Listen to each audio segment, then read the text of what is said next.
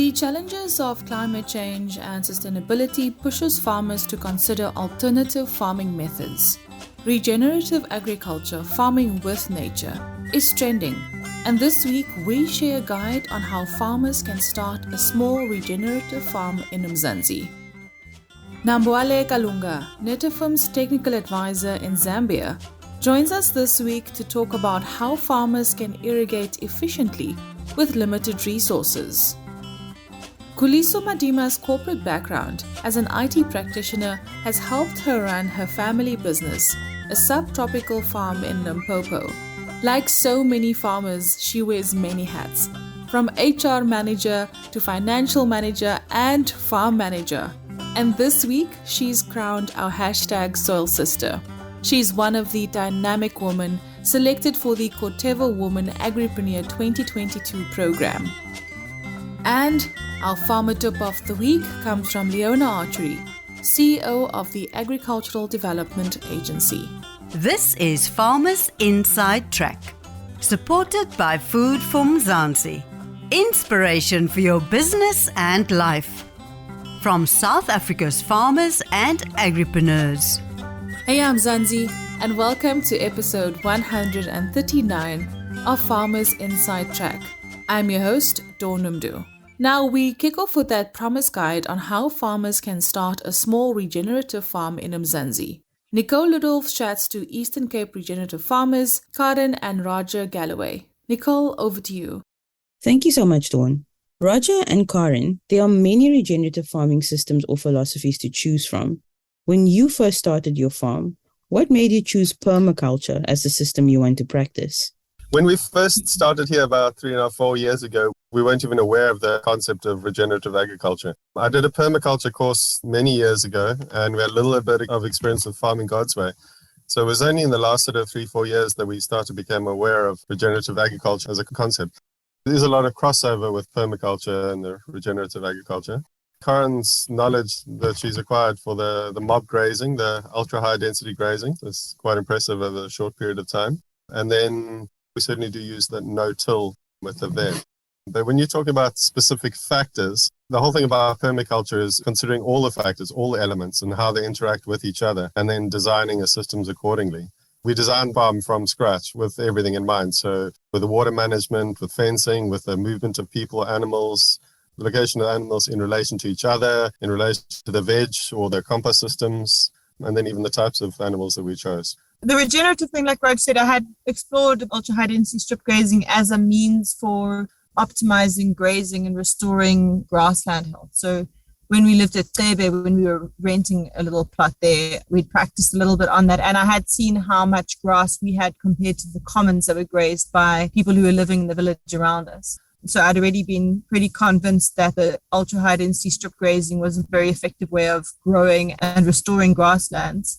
Roger said because of the permaculture thing and because of us having practiced on rented properties before us, the idea of keeping things central, like using space carefully and the time that it takes you to do things, using those carefully. And obviously also because we lived in the former Transkei, the idea of doing things efficiently but not expensively was also something that was in our mind, not to splash out on fancy systems, but to try and make the systems very efficient but low cost, I guess.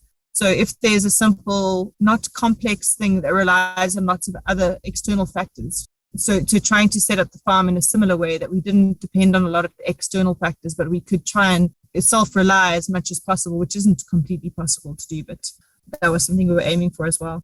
How expensive is it to set up a regenerative smallholding?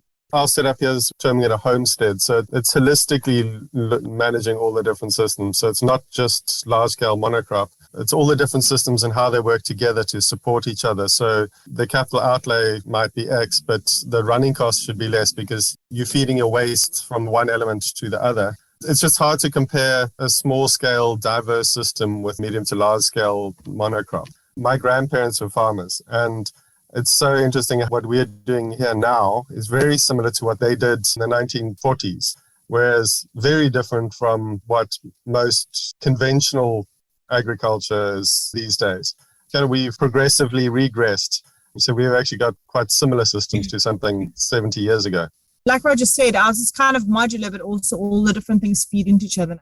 If you started with just a worm farm, taking your waste and then use the worm wee in your vegetable garden, and then so that would sort of enhance your soil without too much capital outlays. So when we built our house, we built with composting toilets. So we use the human waste. That's already a resource for us to utilize on fruit trees and things, And then the big costs, obviously, we're fencing the property, and I don't think you can get away from that cost anywhere. But using our electric fences is much more cost effective with the portable nature of them. You don't have to use that stuff. But basically, every item has a cost. But like Rod said, the costs are often carried by two different things. So catching rainwater, but putting up a chicken hook, which is also a rabbitry, and a compost machine, that's probably our most cost-effective material outlay. As people who do not have a background in farming, would you recommend that aspiring regenerative farmers get an agricultural qualification before they start? Conventional agriculture these days, I think it might be becoming less relevant. Something like the Savory Institute's Holistic Livestock Management is probably more valuable, assuming you want to go the livestock route. But there's just so much information out there on YouTube and books and the internet and that sort of thing. Maybe I'm just speaking for myself, but maybe it just depends how you learn. If you learn better with you're self-motivated. But I think learning on the fly and speaking to people and just networking and learning as you go is sufficient these days. We've got quite an extensive library. And I've done a permaculture course, I did a beekeeper course, I did an aquaponics course.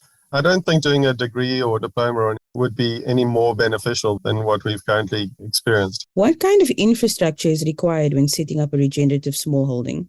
When we started with a borrowed piece of ground from the ministry, we lived next door to the complex we lived in. We had a few chickens and vegetables. We paid for the fencing and the little chicken coop. And then when we rented another plot, we put up fences and then built a little milking stanchion and got a cow, a little chicken coop. In a way, you can kind of keep adding on elements. Then when we moved to this place, this is the third year we've been there. And now our development expenses are dropping and our production is going up.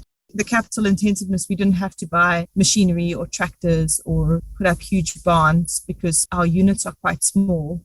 I think I struggled the most initially because if you have a cow, you can obviously handle her in the stanchion. So you have to build a milking stanchion. The fences were the first and the water systems to get water delivered to where you need it in the field. Later on with sheep and with calves, we discovered that you absolutely have to have a race or a crush of some sort so you can handle the bigger animals in terms of medication and catching them. So we built a race and a loading ramp. We didn't have a loading ramp for a little while. It is definitely possible to make a plan, but it's not safe or fun to load animals without a loading ramp.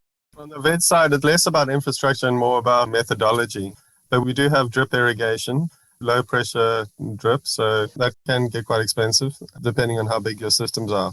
But yeah, otherwise it's more the way of doing things as opposed to the physical infrastructure. Finally, do you have any tips or pieces of advice for aspiring regenerative farmers? Read lots, spend a lot of time on YouTube, and then just start small, start where you are. And if you're living in a flat and you've got a window box, start with that and then just grow organically. The regenerative movement is such a positive one, and there's such an amazing community of people who are so willing to share what they've learned. Better for the environment, it's better for your health, it's better for the health of the livestock or your plants. It's just a positive force. It's quite a cool thing to be part of. In the long run, it should be more profitable as well. Look around at opportunities and possibilities. So I know the holistic farmers, they often talk about looking at human capital and opportunities in your social environment and your context where you are. So if you can meet the need of the people around you, or if you can match, like sought after in your areas. From my point of view, I think it's definitely worth just giving it a try and starting off small if you need to. Because like Roger said, I think being resilient and being sustainable and self-sustaining is something that's very accessible. Thanks, Nicole. And great having you here on Farmers Inside Track. Eastern Cape regenerative farmers Karen and Roger Galloway. Now, understanding your farm's irrigation system and what works best for your production is vital, especially if you're a new farmer. Next up, Nambwale Kalunga, Netafim's technical advisor in Zambia, joins us to talk about how farmers can irrigate efficiently with limited resources. Nambwale, welcome to Farmers Inside Track. It's great to have you with us. Thank you so much, Dawn. Thank you for having me. Now, I usually kick off by asking my guests to tell me a little bit about themselves. their journey in the agricultural industry, where it all started, and more about your position as technical advisor at Netafim, actually based in Zambia. Thank you so much. Still quite a young gentleman, but been in the irrigation industry for quite a while now. So my journey all started in 2011, where I finally now started practicing my agriculture engineering. So I studied agriculture engineering from a local school here in Zambia called Natural Resources Development College, an affiliate of the University of Zambia. So by profession, I'm actually an agriculture engineer and started my journey of practicing my agriculture engineering. That was in 2011. And since 2011 to date, I've been in the industry and seen a lot of changes in the way the industry is actually moving from where it was when I started until where it is today. Now, Nambwale, for many farmers, finding alternative, cost-effective methods to operate is the ideal, but to reduce cost may lead to even more spending in the long run. Now, how can farmers work around this dilemma, especially when it comes to efficient irrigation? From the time that we started, we were more on a product-focused company. We've developed precision irrigation. Now, what is precision irrigation? So basically, precision irrigation is just a unique, sustainable agriculture approach that allows the application of water and nutrients to the plants at the right time and place in small measured doses in order to provide it with optimal growing conditions. This in mind that we've now evolved into as Netafim precisely means that we have to then look at cost-efficient irrigation in this case. We get a lot of questions to say, how then can you be as cost-reflective as possible in as much as you are attaining the efficient irrigation? We've got several options, be it in the row crop industry, be it in the tree area. We've got various options that we actually put across that would help you to actualize this precision irrigation that we are talking about. So in terms of how can farmers work around this dilemma, especially when it comes to efficient irrigation, is that if you place cost as an ideal element in your choice of your irrigation system, it will then affect on how efficient that irrigation system is going to be in this case. So there are several factors that we have to look at, and cost is just but one item that is looked at for us to actually practice efficient irrigation. So it's the crop that you intend to grow. Is it a high value crop? And if it's a high value crop, how then should you treat it in terms of how you would manage it? So it's such questions that once the farmer comes to us, we're able to ask them those questions. And once they give us those answers, we'll be able to actually guide them into finally an efficient irrigation system that would be based on their choice of crop that they want to work on. So if you come to us, we will ask you those questions, and in those questions, we'll be able to actually help you choose the effective way of irrigating. And in as much as it is effective, it is also efficient to be able to meet all the requirements that crop requires for it to grow and be on the market.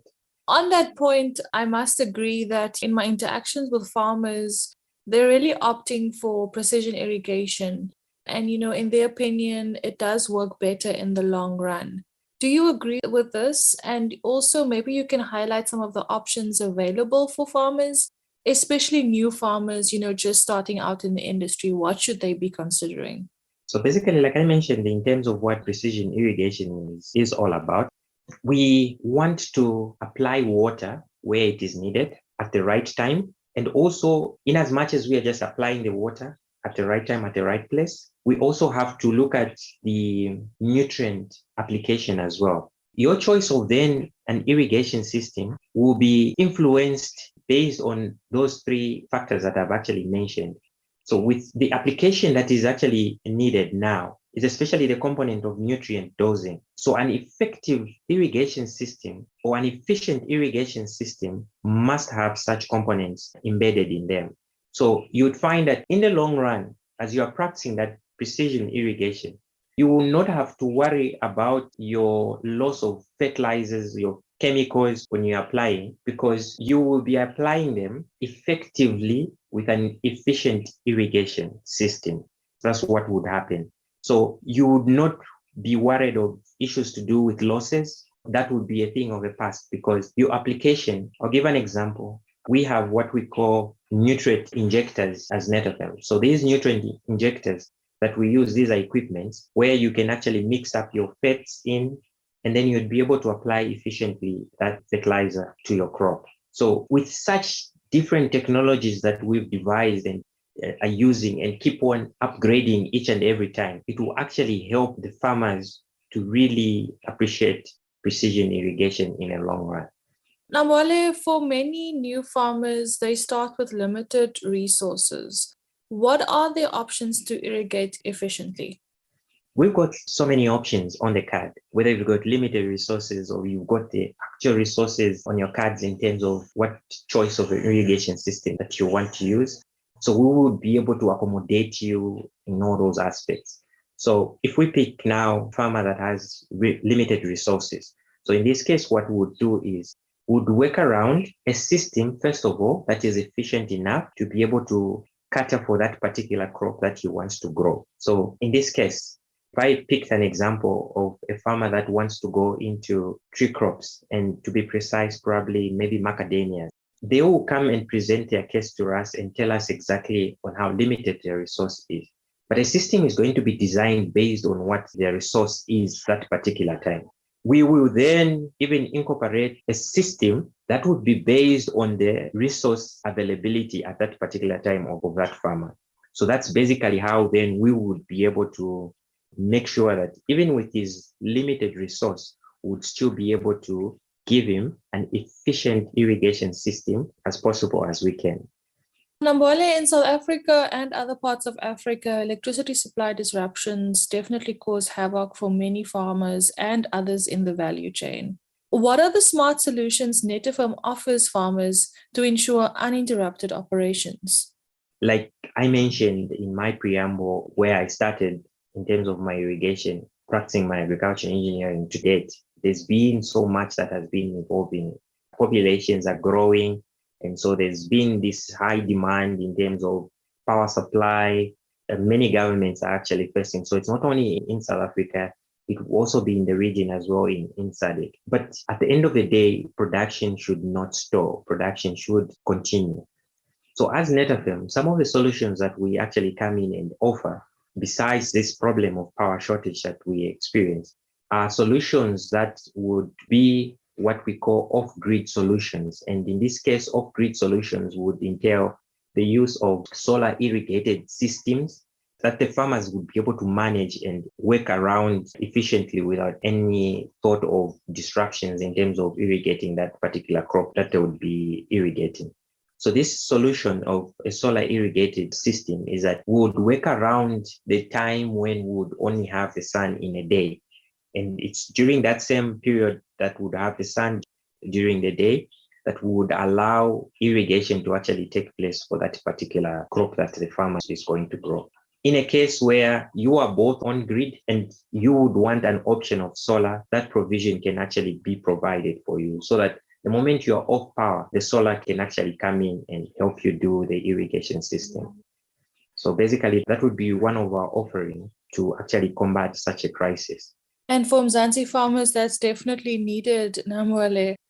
Now, in my experience, farmers, innovate when facing any kind of adversity. What are some of the best ideas that you've seen, especially in the regions where you work? And then as we wrap up, do you have any final tips for farmers before we let you go? Innovation is key. Even from our side as Netafim, we really try by all means to promote innovation within our staff. This is one of the key areas that would only help us to actually understand the times that we're living in better. So some of the best ideas that we've seen around in the region that's actually working is, I did mention of the solar irrigated system in a challenging remote area where you don't have access to grid power. So that would be an option to actually think of to say that this can actually work for you because we've seen it working. It's a very good innovative practice of using a solar irrigated system. And also the other options that we have on the cards that we've seen that are working is these what we call poor farmers. We've seen that they've got limited resources when it comes to putting up such irrigation facilities. And in this case, I'm talking of where they're supposed to put up like a big farm for them to be able to irrigate maybe 1 hectare portion, but they don't have that resource to actually do that. But other practices, innovative practices that we are promoting, and in this case, there's what we call a gravity-fed system. So you only need a slope to actually help you do your irrigation. So in this case, we would pick an elevation of a tank and the tank stand, put at, of course, anything above 1 meter off the ground, and then you have your tank up there. So all you just have to do is just to come in and push your water into that tank. And it doesn't matter the size of a tank, because we will guide you on what size of a tank that you're supposed to use that would be able to actually irrigate a certain portion. We would be able to guide you on that. But all you just need to do is just make sure that you avail a tank and the tank stand where you'll be pumping in that water. And once your tank is full, then you switch off your pump, and then you come in and start your irrigation. To the farmers, an efficient irrigation system will actually help you grow more with less. Now, what do we mean? When you will engage into an irrigation system, and in this case, efficiency as underlined as a key word, you would be able to see a lot of benefits that would come in. For an example, if we picked one of our best precision irrigation systems as drip irrigation, it comes with so many benefits attached to it. Your weed controls will be drastically reduced in the field.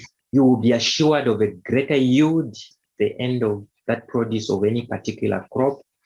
Your water application will be precise because you would only be applying water, remember, on those 3 things that I mentioned, at the right place, at the right time, and also effectively discharge your nutrients to where they actually needed in that root zone.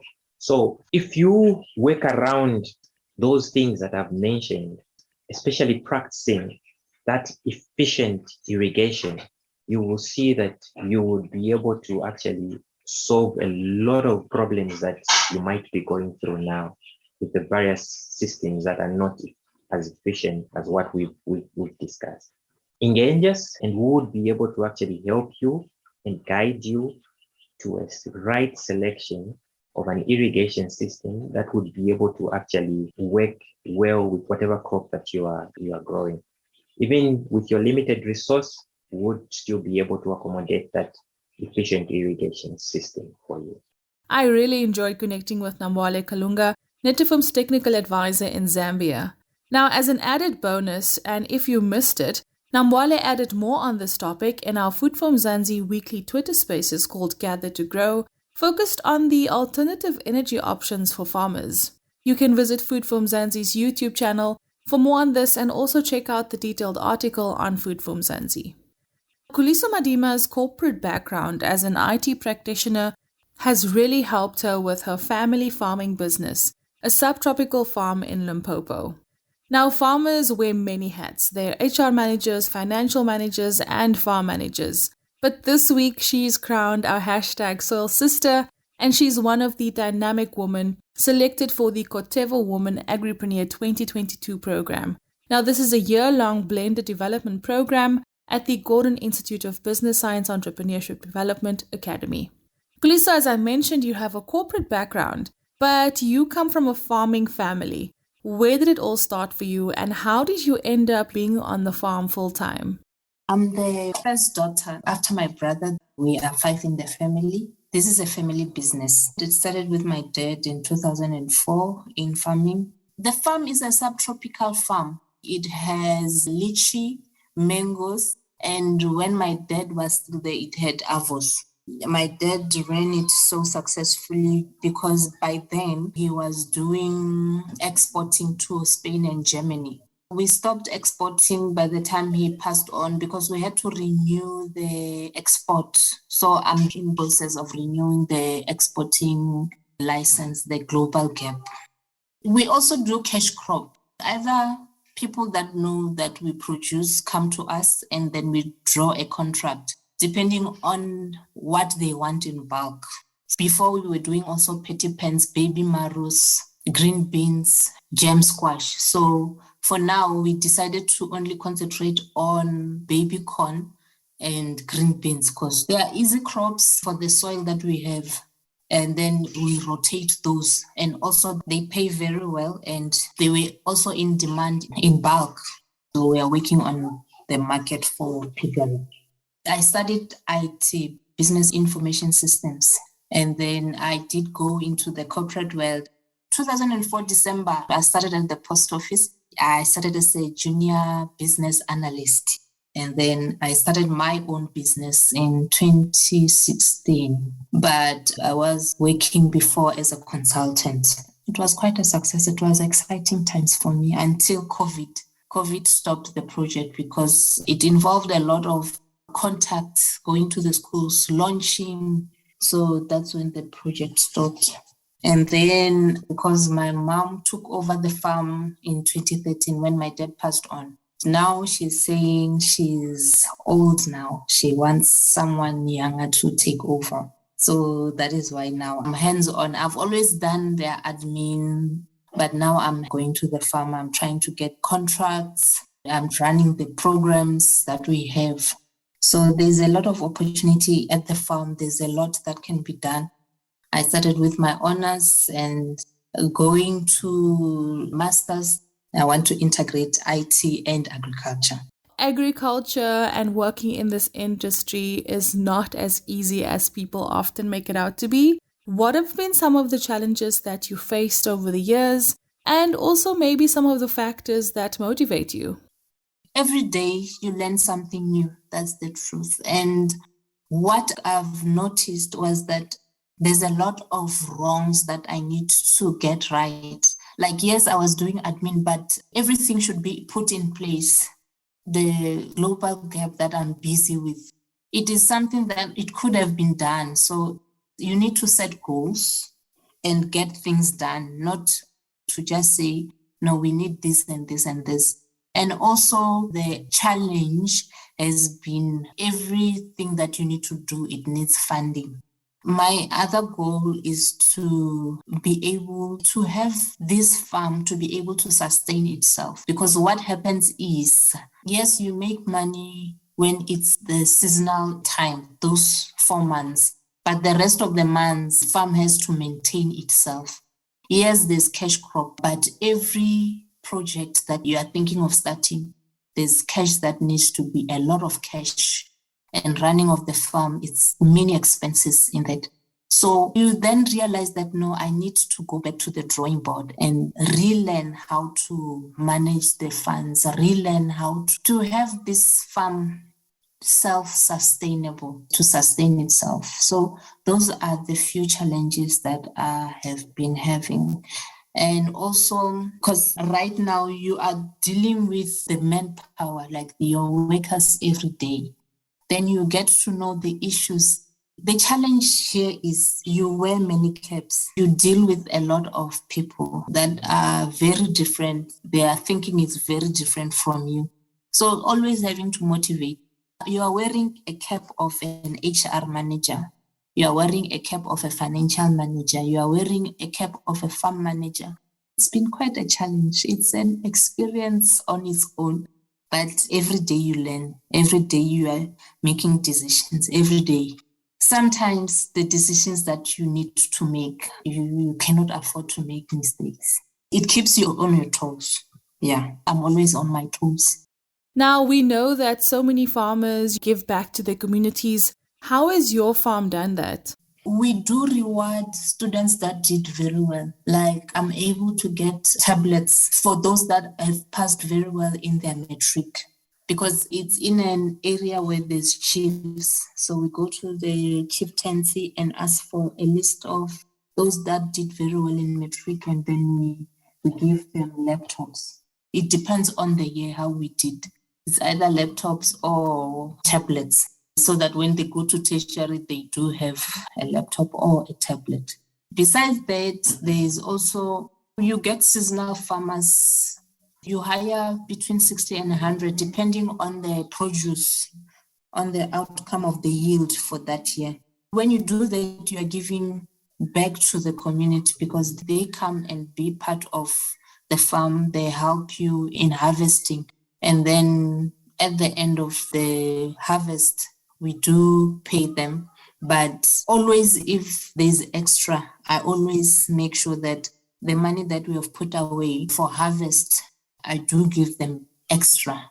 So there's always extra for those that were working in that season. And also, it's people from different backgrounds. You want them to be strong. So what we do also is prepare them healthy meals. So we share a meal with them during the lunch. Because I've worked with CSIs, I've seen how much they contribute. There's still more I want to do, like be more involved in the schools around the area. It gives them like those that need shoes, the girls that need pads. So that is a project for this year that I said, okay, let's also do this. And then before we let you go, do you have any advice to young women who aspire to farm? They need to identify what is it that they want to do. Which industry do you want to focus on? Is it producing fruits or vegetables, or you want to go into poultry? Identify where you want to go. After that, research where you can get help. Like there are different departments. Okay, there's CEDA that is very helpful. Be part of these organizations that go on with us. There's Subtrop, there's Saga. The important thing is to register a company, get your things in order, like your paperwork in order. Before, if you are going to be planting, do soil tests, like know what you are going to go into. Try as much as possible to learn about it before you go into it.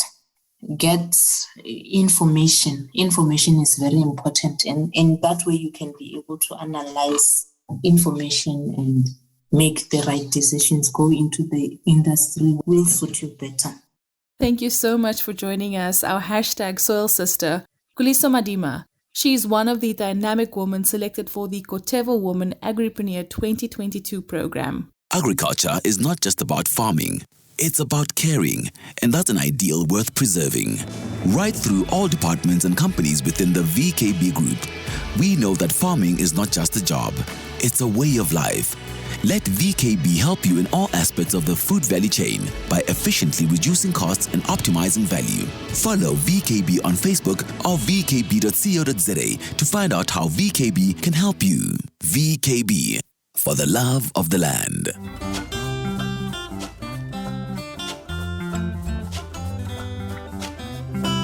Now you know I can't let you go before sharing our farmer tip of the week. Now this week we hear from Leona Archary. She's the CEO of the Agricultural Development Agency.